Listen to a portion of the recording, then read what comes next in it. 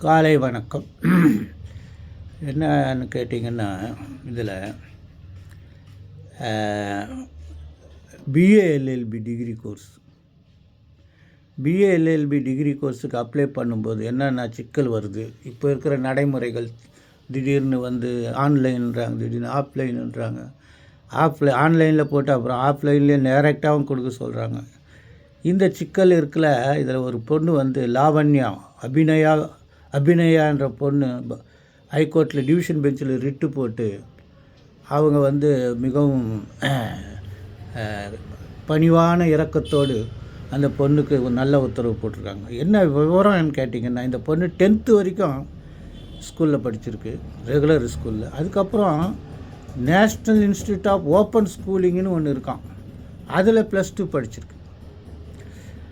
அது eligibility for LLB டிகிரிக்கு. ஆனால் இந்த டாக்டர் அம்பேத்கர் லா யூனிவர்சிட்டியில்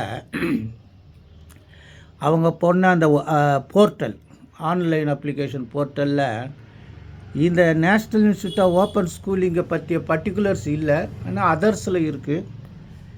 அது இல்லாமல் இந்த பொண்ணு அப்ளை பண்ணியிருக்கு, ஆனால் அந்த மார்க் ஷீட் அப்லோடு பண்ணலை. ஏன் பண்ணலைன்னா, கட் ஆஃப் டேட்டு 31/5/2025. ஆனால் இது 15 நாள் கழித்து தான் இதுக்கு ரிசல்ட் வந்திருக்கு. ஸோ என்ன பண்ணியிருக்கார் இவர், டிவிஷன் பெஞ்சு ஜஸ்டிஸ் சதீஷ்குமார்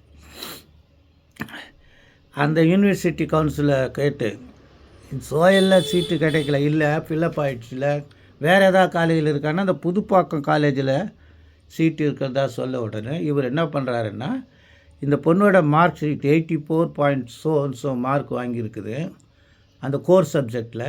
அதை ஃபிசிக்கலாக வாங்கிக்கிங்க, மார்க் ஷீட் வாங்கிட்டு சீட்டு கொடுங்கன்னு சொல்லி டைரக்ஷன் கொடுத்துருக்காங்க. AR 2026 Madras page 29, Abhinaya versus bar council of Tamil Nadu writ.